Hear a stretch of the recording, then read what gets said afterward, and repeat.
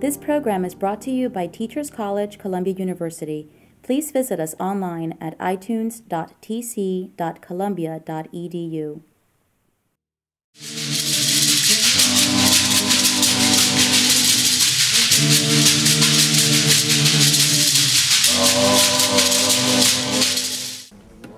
Good morning.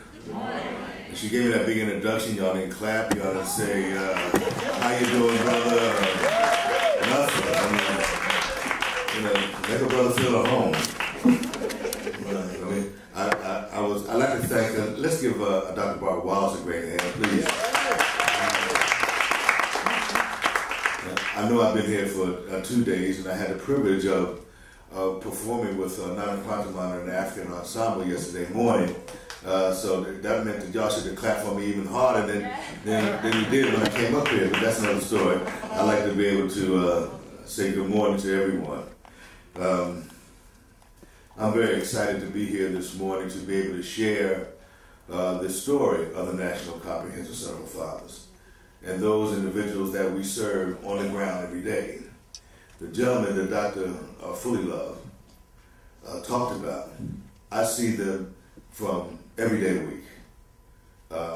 I deal with their pain, I see their anguish, and we work very, very hard since 1999 to provide or to create solutions that can make sense. So that at the end of the day, the statement that you have on the handout that I'm hoping that was passed out, if not, I hope that they will start passing them out. That would be a good thing. Because on that handout it says that the National Comprehensive Center for Fathers is leading the fight to empower fathers and unite families. That's what we do. Our program, just to give you a brief history, really started in 1999. It is funded through the Department of Welfare, the Bureau of Employment and Training, and it's a program that started with the thought that somebody woke up one day and they said, well, if you help the fathers, maybe the fathers will help the families come off the welfare rolls. What a thought. The Philadelphia Workforce Development Corporation in Philadelphia opened their Fatherhood Initiative program. I took over the program as a program manager in 2001. And when I took over the program, it was pretty much treated like a stepchild. Deadbeat dads, no good fathers, these guys could not be reached. All of those things were said. And they served 100 men at that time. They had 4 providers throughout the city of Philadelphia that served probably 25 men each. And they couldn't make their enrollment numbers. When I took over the program in 2001, we were so successful in the first year that the state mandated us to be a demonstration project. And what that meant was, for you, those who know about funding, I got more money, and I got a chance to think outside the box. We developed for our program a fraternity concept which was called Delta Alpha Delta Dads, Delta Alpha Delta Sigma Dads, which still stands today. That fraternity concept gave the men in our program a sense of belonging and gratification. It made them feel as though they belonged to something that was greater than themselves. And today it stands true. We know what fraternities have meant in our community as a resource for brotherhood, for respect, for love, for being able to think about something that's greater than yourselves. And that works for the men in our program. It worked for the providers at that time. We stayed at the Philadelphia Workforce Development Corporation for 3 more successful years.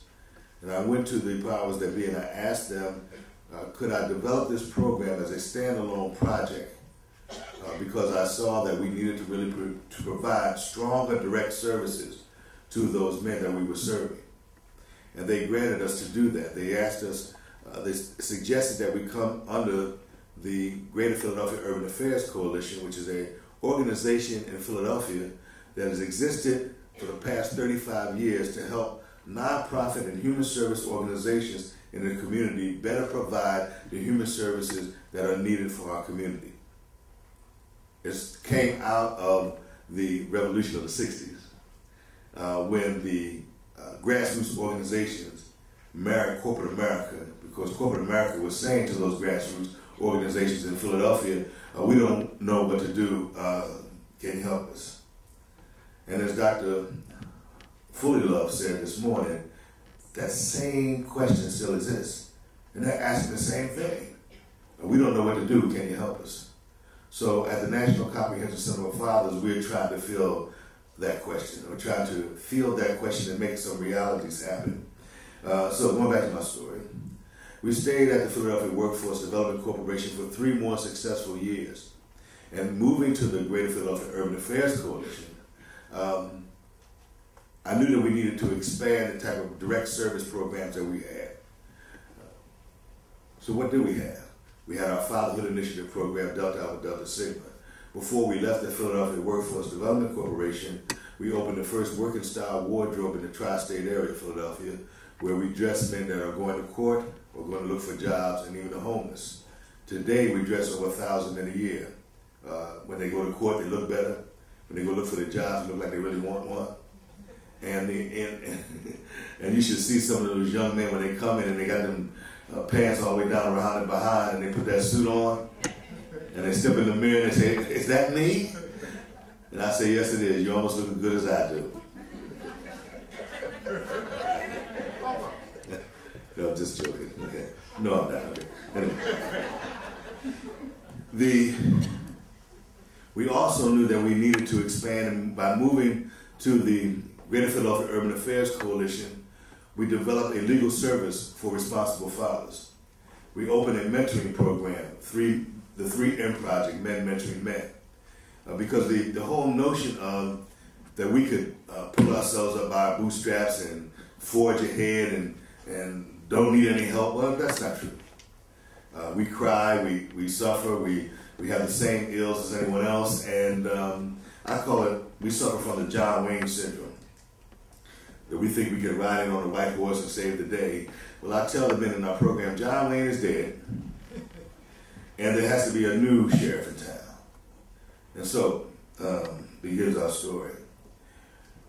When we developed the National Comprehensive Center of Fathers, we had gone through a tremendous growth period, a tremendous blessing that we could have these extended programs that really made a difference in those people that we were serving.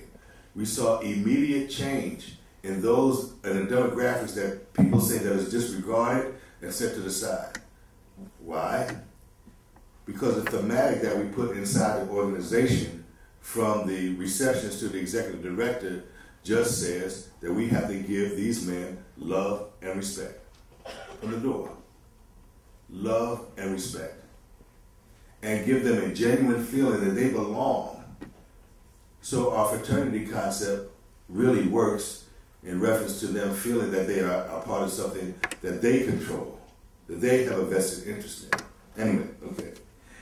Now I could tell my story about, for the rest of the afternoon, since Dr. Wallace gave me 4 hours to talk, but I'm going to shorten that. And what I'd like to be able to do at this time is to be able to show you a short video that was done on our program so that it can speak for itself. So, yes.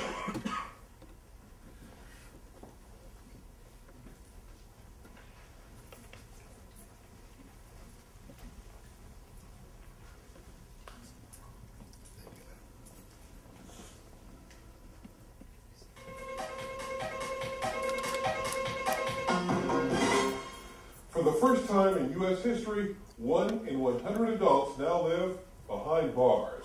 That according to the Pew Center. Very startling numbers. In particular, the incarceration rate of African American men far exceeds any other racial group. A fact that adds to the dysfunction of families nationwide. But there are people and programs out here trying to help men become stand-up fathers, responsible fathers, who are so desperately needed.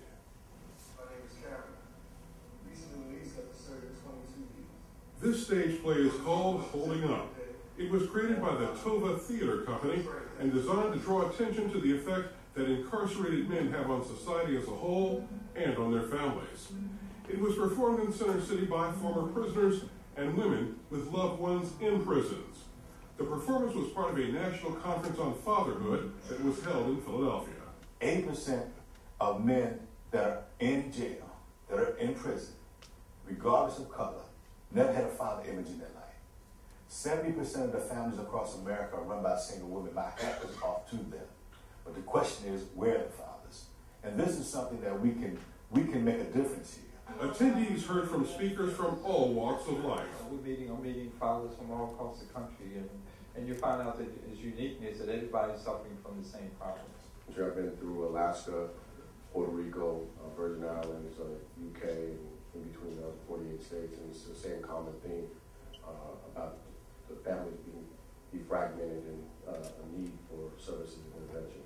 The three-day conference was a chance for attendees to hear and share ideas on various fatherhood issues and initiatives. Initiatives and programs that can make a difference for men in need. Some men in need of change from their difficult circumstances come to the Comprehensive Center for Fathers in Center City, Philadelphia. I was shot 5 times. It's the grace of God and God's will that I'm here talking to you right now for brothers out there can see that you can change. I was convicted of third-degree murder. Okay. Basically what happened, I just made some bad choices, some bad decisions, and hanging around the wrong type of people. And, you know, it basically just got out of control. On that day, actually, it just kind of spiraled out of control. And a person I was with committed a crime, and I was with him. So basically, I just kind of had to go along with the route being started with him. So I received a conspiracy charge, and we both did 7 years for the time. At the National Comprehensive Center for Fathers, it's a chance for men to develop new skills like customer service and computers, and to develop a brotherhood while learning how to mend fractured relationships with their children and families. I have issues balancing family and work and anything. That actually helped me balance the two. They make a difference by providing motivational, educational workshops and job placement to custodial and non-custodial fathers aged 18 and over. There's also a clothes closet for men who complete the program. Kofi Asante is executive director. He gets frequent calls about his program. And it's more than just a fatherhood initiative program. It's more than just job readiness and job placement. It's about looking at the whole person and really putting all of our energies and all of our efforts forward to be able to change that person around. It's like a spiritual rebirth that leads to character building. This program really started as a program under the Philadelphia Workforce Development Corporation in 1999. And it was mandated at that particular time that they're in the welfare to work system that they start to be able to deal with fathers and men. Our job is to help people understand that people want to make mistakes. Things are going to happen. That if we don't give these guys a second chance, if we do not give them an opportunity to be productive members of society, to pay taxes, to contribute to their community, to help clean up some of the mess that they have brought upon the communities, then what is going to happen? These guys are going to revert back to the parents that got them in the situations to begin with. Deadbeat dads, all those negative terms that we know that are related to fathers were being used. Changing that mindset and lifestyle can be a tremendous challenge. One of the shocking statistics we got from Camden, that every other male, African-American male that you talk to in Camden has either done time or is looking to do time. And the question is, in a lot of cases, the question is not did you go to jail, is when did you get out? It's hard, but it can be done.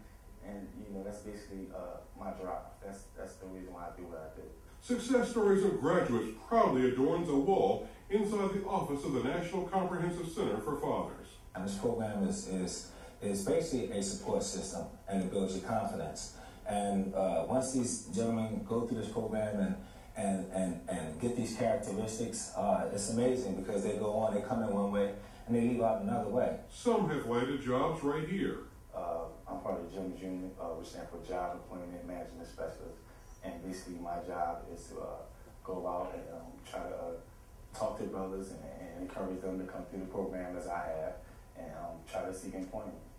And also, you know, we deal with different issues, relationship issues, relationship with their children, with their girlfriend or wives, and just dealing with themselves as well.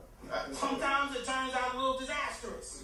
Muhammad Shakur is giving men new to this program instruction on an exercise designed to build camaraderie and trust.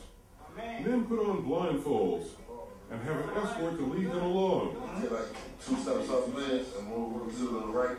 But this isn't done just in the office, but out in the city streets, from 13th and Walnut to the Love Statue. But if you walking on the side over here with him, you can see what's in front of you, and you can see what's in back of you. Oh, what I was thinking, like, oh, I don't know this guy might lead me to the wrong direction, and a car, bus, anything may hit me. I don't know. It's hard to got someone because you don't know, like, you might got them during the wrong path or something, like, I got them down, like, the wrong path. So, make sure you got them to the right path. Yeah, like, that was me not too long ago. So, looking at them put trust in each other, that makes me happy because we did that, we made it happen so that they can take a step further, you know, to be able to trust each other. How can one apply this exercise to their daily walk in life? I would transfer this into my daily life by just, you know, just having a different outlook on life and not knowing that everybody's not out to get you. You know, there's certain things and certain places that you have to put your trust into to benefit, you know, and I applied myself today, and I will apply this in my daily life by just putting, you know, trust into myself first and then to other people, and maybe I will be successful at doing so. By sticking with the program, one former prisoner honors the life of his late mother by turning his own life around. Where would I be without it? 2 places, back in prison today. That's just where I was at. What this program has done for me, there's not enough time and there's not any words that can really describe what this beautiful organization has done for me. It saved my life. That's what it's done for me. I have to say something. Today's my mom's birthday, so I was struggling this morning getting up. I was struggling because she passed away in 2004, and I was just struggling like how I was going to go about my day. But something just came to me and it was like, I'm going to celebrate her life because she had a beautiful life. Hundreds of men who put their trust in the program changed their lives and are forever grateful. This program helps a lot. You know, it wasn't for you, once again. It wasn't for you, man. And I thank God for you. Thank you. Thank you, my brother. Do you know someone who could benefit from the Comprehensive Center for Fathers? If so, have them call the center at 215-717-4000 or click on visions.6abc.com.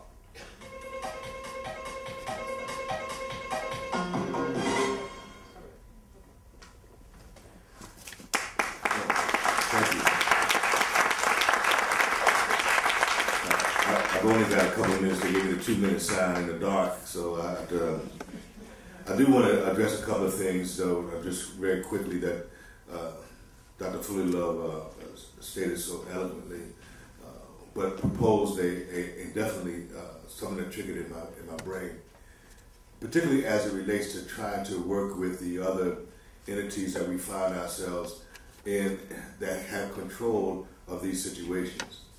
In Philadelphia, as you might have been reading in the papers, over the past year, there have been at least 7 police officers that have been slain.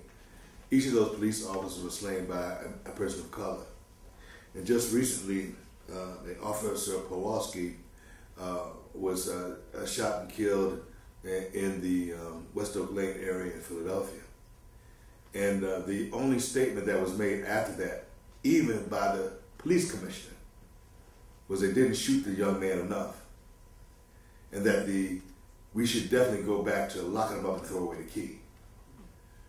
Well, at the National Comprehensive Center for Fathers, we took issue with that because none of the politicians were saying anything, none of the our leaders in the community, no one was saying anything.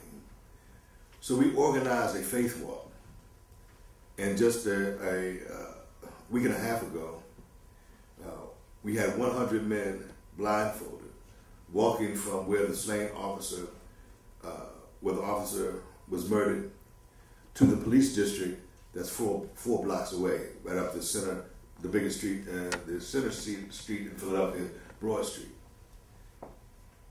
Coupled with them were the leaders of our community.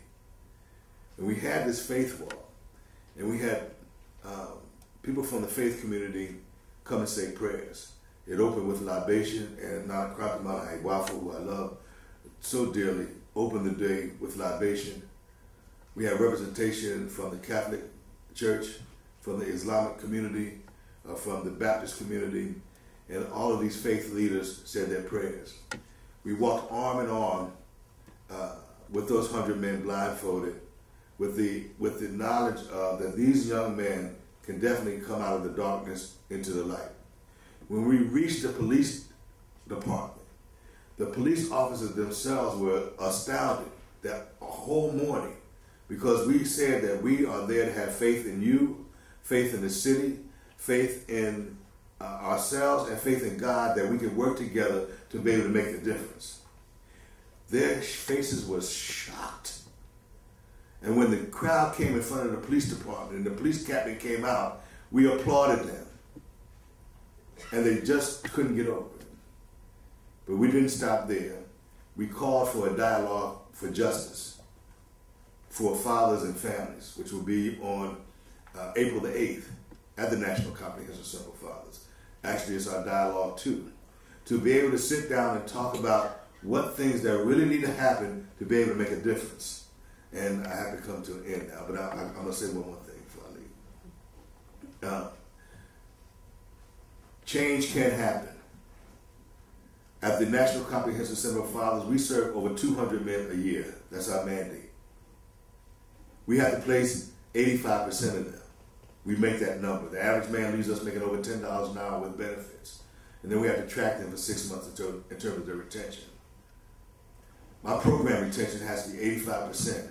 Right now, our program retention is 97% for the year. Yeah, you clap for that. That's happening. Our job retention for the end of the year has to be 60%, and we're tracking 65% of the men staying in those jobs. So it's not that it cannot be done. It can be done. And we can go, but we have to go to the table. We have to go to the table with legislation. We have to be able to convince the lawmakers to make change, such as 100% pass-through when a person pays their child support. Because in Philadelphia, only $50, I don't care how much your child payments are, only $50 goes to the child. There needs to be tax credit for those men that are paying their child support. And we need to stop the accruement of payments when an individual is locked up. Because where does he have to go? You did 5 years. You're paying, when you come out, your child support payment is $50,000. Where are you going to get the money? And the system, they have the wherewithal. The judge has the wherewithal to be able to say, look, I know you're in arrears, I'm only going to charge you $1 a week. They can do that. They can do that. They've tried these different things in places like Wisconsin and South Dakota. And they work. We have to be able to, particularly our colleges, those that are in the intelligentsia arena, you have to write those papers that make sense to the legislation. You have to be the voice of the community that says change can happen and change will happen based on you. I thank you for your time and watching the film. And yes, we are the National Comprehensive Center for Fathers in Philadelphia, and the phone number is 215-717-4000. Okay, thank you very much. So you'll be able to ask questions.